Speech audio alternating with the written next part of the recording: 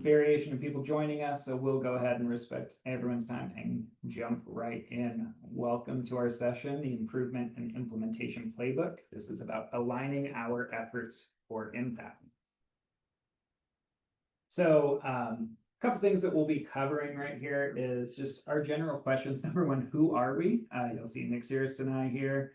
Super happy to be with you today. And then what is the Improvement and Implementation Playbook? Why was it created? What methodology is it designed from? What concepts and strategies are used in this playbook? How might it be used? And then some version 2.0 and future plans. So a little bit of a jam-packed hour. Again, also our chat is available if we are working through this and you have any questions whatsoever, please. We also are doing the round table this afternoon, so we want to do deeper dives in any sections or highlight any other materials.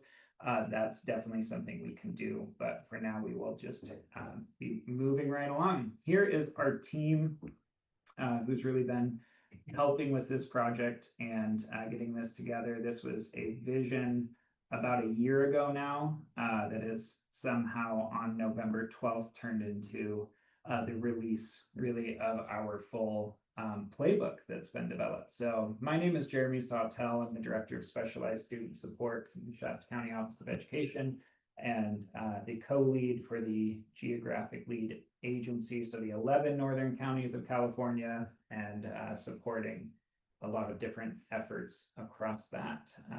And then I'll have Nick introduce himself. Hi, everybody. My name is Nick Searist. Also Director of District and School Support for the Shasta County Office of Ed. Also have several hats that I wear, several rings that I step into, but largely wrapped around what we're discussing here today, which is encouraging, leading, guiding, working through tools that allow us to make better data-based decisions, largely. All right, well, here we go. So that's a little bit about us. We are happy to answer any other background questions, but our goal is really to just highlight that the work that we've been doing here is really in true partnership. We have some of our main supports here listed on this slide. System Improvement Leads has been a big advisor in terms of just kind of how this has come together. And then some of our local districts who have piloted this work with us and helped really scale this playbook over the last couple of years. The other piece is we have some of our national and even global partners here for just where has this work come from and a lot of the tools and resources that we have pulled from and compiled. We want to just show our appreciation and thank you for that. And our lovely partners here. So what is this Improvement and Implementation Playbook? Our background theory here is that change is constant and maintenance is a routine.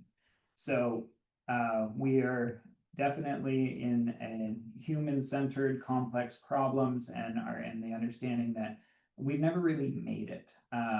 We don't hit this peak and then say we are good with whatever this is, especially in school systems. Every year is a new opportunity for us to improve. Every month, every day is an area where we just do maintenance, and that could be a full overhaul, depending on the need, or it could just be that continuous improvement effort. And so it's really anchored in what does this look like to just break things down into more of a systematic way of how we might approach the maintenance of our human-centered complex problems. So ultimately, this playbook is both a tool and a strategy. It's a tool to help individuals and teams apply the science of improvement and implementation in practical ways, and a strategy to scale that effort across systems.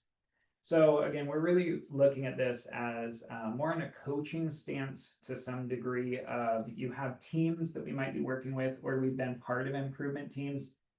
What's taking this view of saying, what might be beneficial for this team kind of during this phase? That was our thinking behind this playbook. We've guided hundreds of teams at this point through different problems of practice in our last 7 years doing this work, and it came down to how might we compile our strategies, our thinkings, our tools. What do we really anchor in and start to align some different frameworks here in a new way. And that's the piece here. We really want to grow stronger in our effort, and really that last sentence there and pointing us forward into what's next. Where do we continue to move in a direction that's not just a scrap everything or reinvent the wheel? We want to consolidate some brilliant ideas into a really usable guide, and that's what you're going to be seeing here. So with that, this is version 1, and if you do the bit.ly there,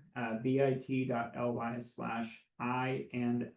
playbook, or using the QR code, that will bring up the access to our playbook that we have. So give everyone a minute there.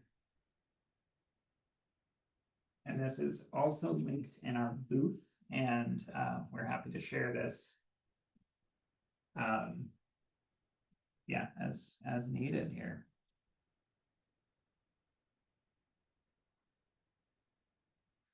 Access wise, whether from phone or desktop, is this coming up okay? Just doing a technical question on the presentation here. All right. And some thumbs up. That would be a huge bummer if that was a problem. We tested this. All right. So, why did we design this? So we have a lot of background now in improvement science, just different options here. And thank you for linking that in there. And we've observed teams who use improvement science really unpack their complex systems, and you really start to see kind of what's in the messy closet. What do we do? Where do we need to look? And how might we approach just our system that we live in?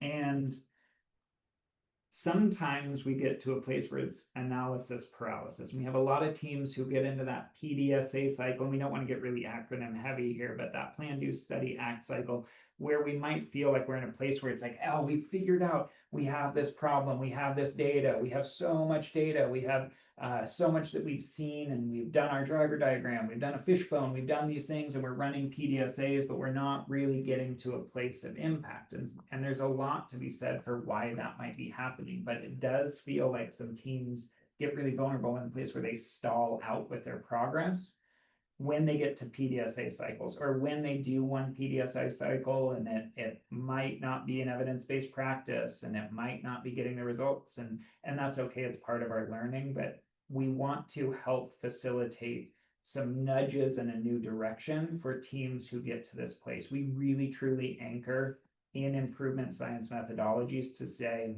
what's going on in our current system? What do we need to unpack here? What direction should we go in? How should we kind of build our team? There's so many valuable tools in that, and we lean really heavily into improvement science. We also have observed teams find effective ideas through implementation science tools and then fit them in the wrong complex part of their system. Implementation science is phenomenal at getting ideas to move into a system, getting concepts or whatever it might be. And it can feel like, hey, we have another idea this year and we're going to just try and get this to go in. The bridge here is to say, is that the right place for implementation? Is this what we really should be doing that will benefit the people who are operating in our system? And so both of these things are really frustrating for teams. They take substantial time and resources, lead to unwanted outcomes. And this playbook is our attempt to use two powerful frameworks and tools to guide the teams through the investigation of these complex human-centered systems and the implementation of strong evidence-based practices. So as we work through this kind of hour here together, we're going to be talking more and more about the theory behind the development of this, and then we'll actually highlighting the components of this playbook and how it might be used. So our thinking, if you work with Nick and I at all, then there's probably some level of process map that we have developed. But we wanted to map what is it we've been doing over these last chunk of years with these teams. How would we really show our approach to our work. We go in really in a consulting and coaching lane, and we've had some great progress. We've had some not so great outcomes, and it's all part of our learning. But if we were to look at our frameworks that we really buy into and we really see a lot of impact with, it's starting with improvement science and moving into implementation science. And there's a split, and we really wanted to figure out what that split was. So we wanted to figure out that the not necessarily full alignment, but when do you switch between some toolkits? What's a really good place for us to say, oh, it feels like we should go into this tools or this set of tools? What are some of the indicators that we look at? And we want to help scale our services. We do a lot, and regionally, and then some statewide support as well. And we wanted to say, hey, here's kind of our methodology. Here's our playbook. Here's what we really have been doing. And again, this is version 1. So it's not our end all, but this is what we wanted to launch with. There will be iterations of this, and we'll be touching on that in a little bit. And with that, So we wanted to give you some background on kind of where this came from and what we base this on. We didn't just make this up. And so we go to the next slide. Before the playbook, there was a version 0.1, there was a version 0.2, there was a version 0.7. We've been trying for several years now to kind of come up with how do we do whatever it is we're doing in a structured approach with a systematic feel, with unified goals in a step-by-step fashion that can be scaled outwards to other areas, to other concerns, as well as to a greater, wider number as our partnerships increase. And so here's a couple of examples of some of the tools we've tried to put together in sort of the infancy of this, and maps of our tools, decision points that we've sort of made in an attempt to kind of map this out between where does improvement science land, where does implementation science land. And then so the latest iteration is this current version 1 of the playbook. And so this is largely based on improvement science. If we can get that next slide, please, Jeremy. Um, and thank you. And so a couple of examples of the tools that you'll use here in improvement science. And I just want to cover what the sort of philosophy behind that is. And improvement science is really starting at the very beginning of, I don't like that number. I'm not sure why it's there, what's causing it, what the problem is. You're really starting at ground zero of looking at your system as a whole and sort of asking, like, do you understand what's in that system that you're analyzing, and breaking it into pieces and mapping it out, and then getting a real sense of, are you very, very clear about what the problem is? Kind of like going to the doctor and you're saying, my elbow hurts, or I run out of breath when I'm going up the stairs. That's not necessarily a clear enough problem yet. We're going to dive into that, right? Or the doctor is, and figure out what's driving that pain, that area of concern. Now, pair that with implementation science, where you've got a great idea and you want to make that work. So now you figured out that your elbow hurts because you've got tendonitis. We're going to, and the doctor's going to give you a series of either some rehab exercises or some medicine you need, or rest, or whatever it is. Those are now the methods that you're going to implement. And if you're doing that with fidelity, you should see improvement, right? So with implementation science, now you've got this great idea, and we're going to try and make that change occur within your system, which has its own level of complexity and concerns and roadblocks, and human behavior gets involved and things like that. What we're doing with this playbook is trying to leverage the benefits of both of those methodologies. We don't feel that they should exist in vacuums apart from each other, but that they can not only coexist, but thrive within each other. Next slide. I think, yeah, and this is kind of the piece that we've really seen these two sciences come together, or start to split apart, depending on how you're looking at that. And as you start from the very, very beginning of looking at your system, you're really leaning on improvement science. When you get to a change idea and you start looking out there and you do some research and find there is a change in item, something you want to incorporate, now you're really following more of that implementation science um, methodology. And the beauty of that is you've done your groundwork through improvement science so that you're not trying to fit a square peg into a round hole. You understand your system, you understand the problem, and now you're really focused on implementing the right tool as the right solution. Okay, so the book is broken into 6 phases, and teams can use this whether they are at the very, very beginning of their system, whether they're in the middle, or whether they're trying to scale and increase the usage of an evidence-based practice to multiple sites across a region, whatever the sense of scale is.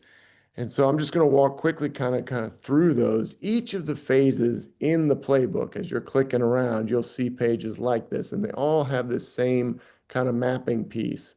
They give you an overview of the actions that are within that phase, kind of the concepts that we're going to cover, some of the ideas we want to cross, and the tools that are associated with that. We then go into an example of, in this middle image here, of a specific one of those concepts where we're identifying the problem. Describe that to you. Kind of, if you've never done this before, it can give you some grounding on what it is we're trying to achieve here. And then there's a link to that tool right on that page. You don't have to go searching for things. You don't have to go, okay, that's a neat philosophy towards this framework. Let me go look that up and dive down into rabbit holes. You can just follow step by step. One of the things I think we're most proud of is this final image on the right, whereby if you are part of the team and you want to see are we at a point where we can move on to the next section, or if you're coaching a team and you really want to kind of quickly assess, is this team ready to move on and add complexity to their process, or do we need to circle back and kind of add some depth to our learning at this current stage? We have these must-haves and should-haves. Must-haves, our recommendation is you really want to have those accomplished, dialed in, and nailed before you move on from this section of this phase. Very, very sort of linear process in that regard. Should-haves we've added for more experienced teams, for more transformative impact. We've got some, I call them stretch goals in there, and those are, do you need them to move forward? Maybe or maybe not, but they will for sure add depth, productivity, effectiveness to the change that you're trying to create within your system. So each of those sections has an overview. We go into depth and detail on each of those steps, provide the tool that you're going to use for that step, and then kind of a checklist of are you ready to move on to that next step? And then, yeah, again, being version 1, these must-haves and should-haves will kind of be expanded over time, but this is our kind of initial over our last chunk of years, just different insights and things that we have gathered. The other thing that we really do value in this is that this isn't a linear thing. So even though a team might be moving into phase 1 and then getting into phase 2, that doesn't mean that they don't drop back. And so some of these must have and should have ideas are to say, are we ready to really move this team forward? Again, part of our thinking here is we've worked with a lot of teams who, and just giving some examples here, the attendance at the huddles, not very strong. And so you have a team, but they don't really meet that frequently, but they have ideas and they're kind of piecing some things together. What are some of the insights and things as coaches, or just even as that is brought to life from a team conversation? Like, hey, it's really hard to move forward with very complex systems work if we're not coming together and everybody having access to the agenda or the data. And so these are some different insights to say, rather than just moving forward and we'll see what our next huddle, or we'll see you next month at this next meeting, how might we be a little more intentional about working through the improvement process. And we don't want this to feel like a very scripted, like do this, then this, then this, then this, then this. We want it to say, like, these are phases, these are look fors, these are concepts that we really see. But again, it's iterative and it's cyclical. Like, come back to them if you're not seeing them. If a team has moved far down the line, but they need to really revisit some of the earlier things, go back and, like, let's just kind of tune up. Again, change is constant. Maintenance is a routine. We want this to feel like if we're doing some of these things, we are doing the maintenance on our system, and we want these things to be able to apply to anything regardless. If it's differentiated assistance, if it's sim, if it's your LCAP development, like whatever it might be, we want this to feel that we're not using crazy, like heavy level of acronyms. We're using a just, what does it feel like to work through developing a team and solving a problem and getting to a place where that is actually scaling and we're seeing the impact of solving that problem. So No, anything to add there? just that I think this can also answer the question, like when maybe you're already involved in improvement science or implementation science projects, or trying to find some solution forward, and you're trying to identify or diagnose why isn't it working? Maybe you're stalling out a little bit. You can cycle back through some of those steps. Maybe there's a missing piece that you're not implementing or using fully. That can be really helpful for that. So section, like I said, 6 phases. Phase one starts at the very beginning of the very beginning. And it could be you're coming in with to a new organization, could be you're responding to compliance, which is a lot of where this came from originally for us.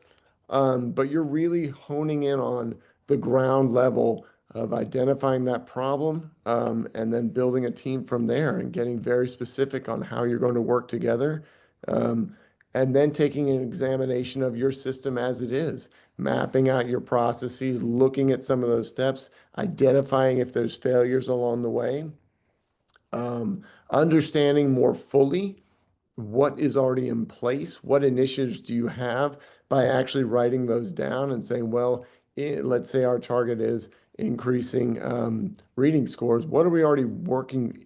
What are we already doing in that area? Where are we already investing our people, our time, our money, um, to understand that maybe we don't need to add something new.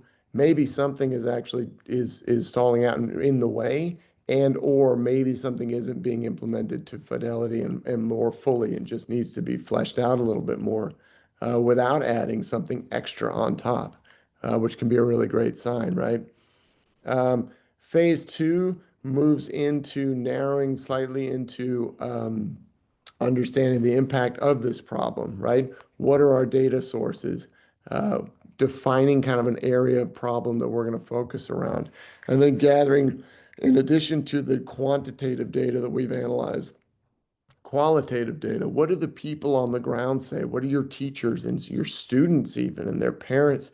What are they reacting to this concept or this area? What does their lens say? So that you can really wrap your arms around what is this problem that we're trying to tackle. By phase three, you've fleshed out, you're working on an aim statement. You've got from your problem statement, you're really trying to defining a goal. Okay, we want to make this number move by X amount. That way we'll know that that has been a success. We're going to measure that quantitatively.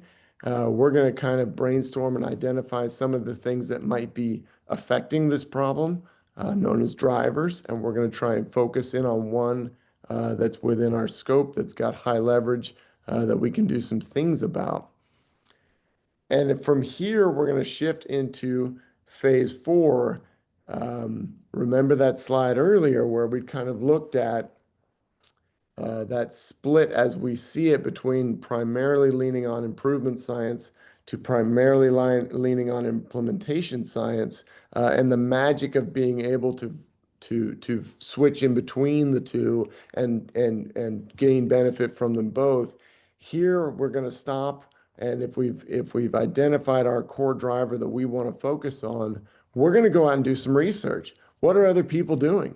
What has been shown to work in that area? We don't need to, even as highly educated, highly intelligent, well-meaning adults, we don't need to have all the answers, right? There might be answers out there, and we can go find them and try and implement a great idea into our context.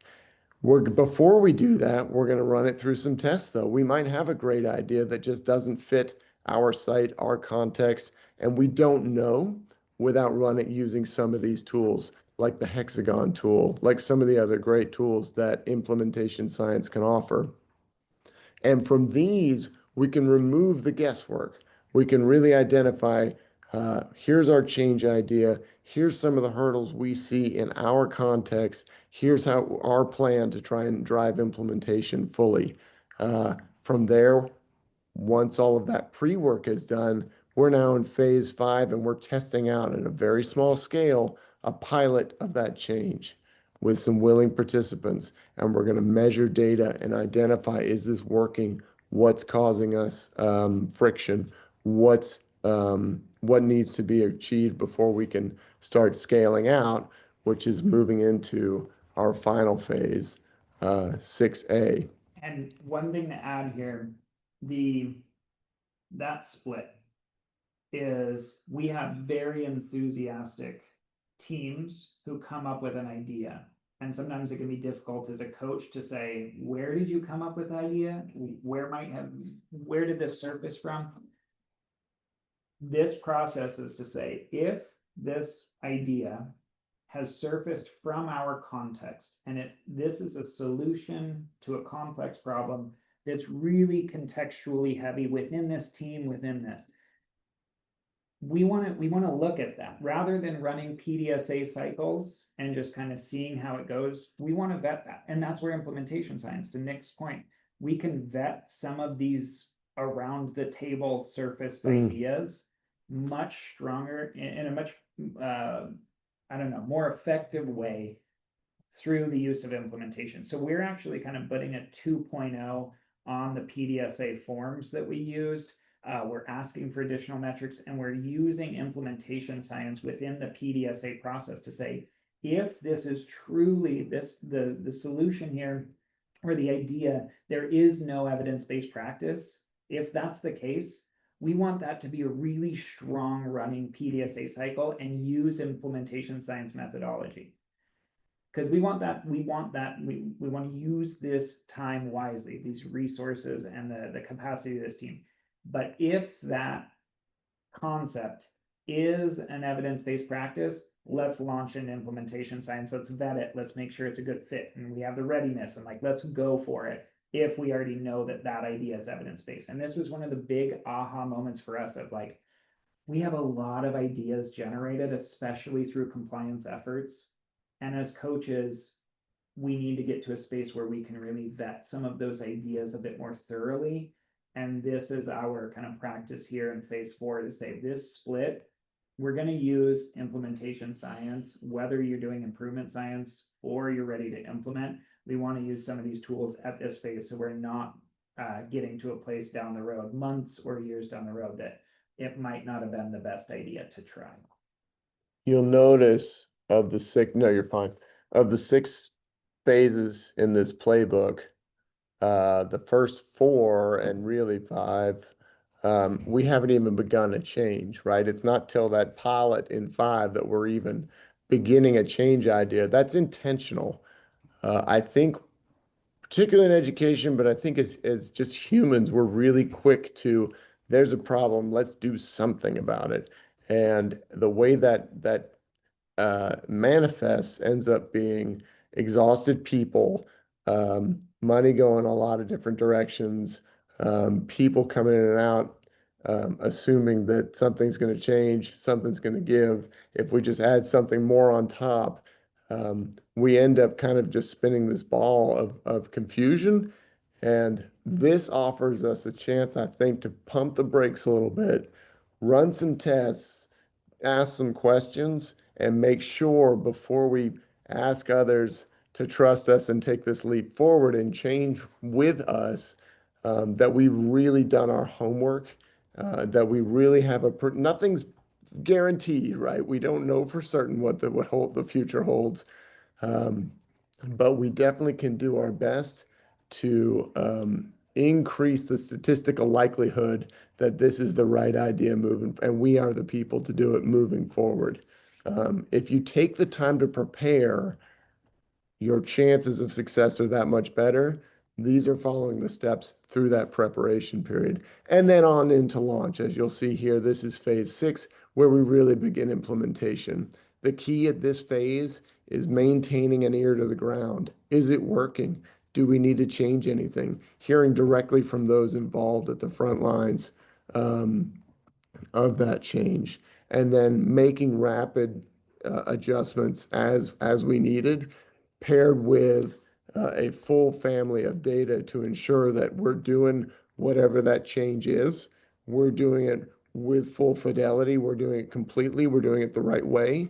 And then taking a look at our outcome data, and is it actually moving the needle that we had intended to move? I want to, and maybe we've mentioned this a little bit before, but um, Jeremy talked a little bit about our 3 goals of writing this book. Um, the word education is not in those 3 goals. Yes, we all work in education. Yes, this came from and is intended to be used in education 100%, largely due to compliance response. We've seen a large variety of possible decisions made, paths followed, goals set, and change ideas implemented through SIM or DA or DTA or whatever the compliance response is, um, which kind of led to us deciding there must be some sort of unified approach we can try and test and get together through this playbook. But this isn't necessarily just for education, right? This can be used. We've taken, I think I mentioned on the next slide, that we've taken all sort of compliance acronyms out of this. There's no specifically education-based um, reason, need, goal, use of this. This can be used across the board, even in your own personal life. Anywhere you want to see a stratified, strategic method towards getting better at something, using data and making strategic decisions, this playbook can be followed. That's the whole idea. As you see on this, a lot of our work is in combining um, decisions needed for SIM, for DA, paired with districts' professional development calendars and other ideas where they can train people to do things better. Always trying to align the LCAP as that sort of North Star, so that everyone's on the same page. A lot of the drivers behind that cause this playbook to exist, but no reason that it needs to stay or live in that bubble. We see this as how to get from good to great in any facet, professionally or privately. And you'll see, as you go through the playbook, you'll see the tools that we recommend. These are ones that, because of our experience in education, these are the tools that we barely created anything for this, and we wanted it to be that. Right. We don't need to reinvent the wheel. We have brilliant colleagues out there. We have amazing tools in existence. Our charge here is, how do we organize this in a way that, like, a coach can kind of follow, an improvement advisor can follow, an implementation specialist can follow, whatever you want to call yourself in this. Teams are going to face problems, and they're going to vary in complexity, and they're going to need some guidance.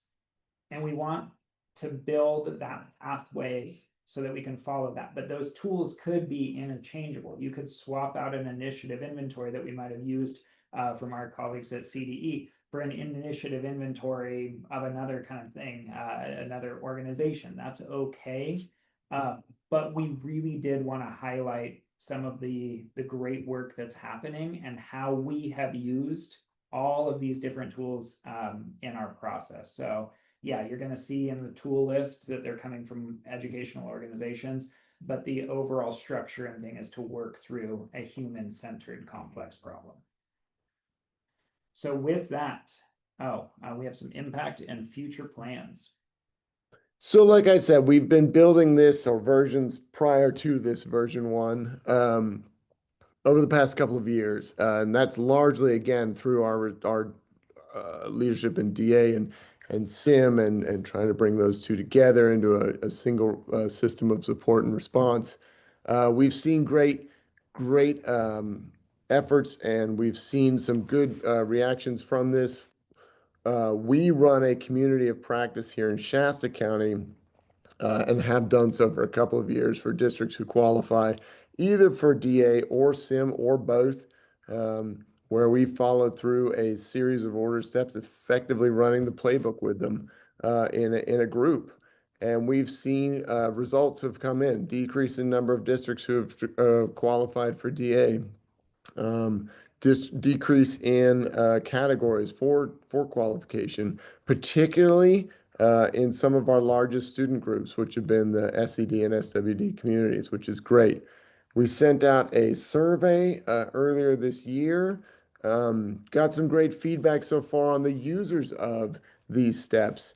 Um, they feel that there's alignment to what they are trying to do. They see a goal at the end of this. They see this directly tie into what they're doing on the ground as a result of the plans they've drafted from these steps.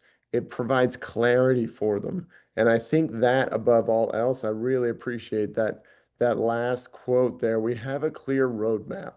A lot of us are the trained, paid professionals to lead a group of people. We're supposed to know what to do, right? Uh, the problem is that the field of education is always changing. This is shifting ground. And so you can't always know what to do. Um, the next problem, the next great concern is just around the corner, right? Unfortunately. And so what we can do is provide a series of steps to where I may not know what to do, but I know how to get there, right? And that should be freeing. That should be comforting. We can reduce the cognitive load of guessing what to do next, and instead, let's apply some tools, let's apply a system-based approach, and we can reach those possible answers, those decision points, and that data in a strategic way that a team-based group can agree on and move forward with clarity. That we see as the real bonus here. So What's next, Jeremy? what's next? This is version one, and this is a pilot consolidation of the work of brilliant people, and just a way for us to kind of standardize our approach and what we have been doing with teams for a few years now. Our goal is that you'll see when you click on this link, it might say version 1.5, 2.0, 2.5. As we want to iterate and we want to build. Coming soon, though, we do have some additions that are already getting lined up. We have some coaching facilitation slides for each phase, team dashboard, and fidelity measures. So some of these look fors, the should have, must have kind of listed out a bit better, really for a team to be able to say, oh, within this phase, we just got this team together. What should we be looking for? These kind of broken up in a way that might be more usable to a team.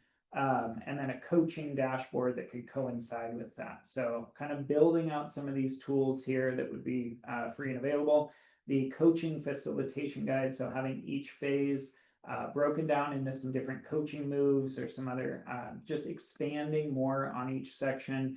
And then we've been getting a lot of requests lately about the psychology of change. And we've done this presentation a few times of like, what is the psychology behind changing a system? We're both in our doctorate programs really working on these concepts. And so it's not just something that we do at work. It's also like hobbies of ours to understand what is it about human-centered complex systems that just is so fascinating. But there's personality, there's emotion, there's a lot that happens. And so we want to highlight and integrate some of more of that into this playbook, just as how does this all fit together with really some of the psychology of moving a team forward or an organization forward.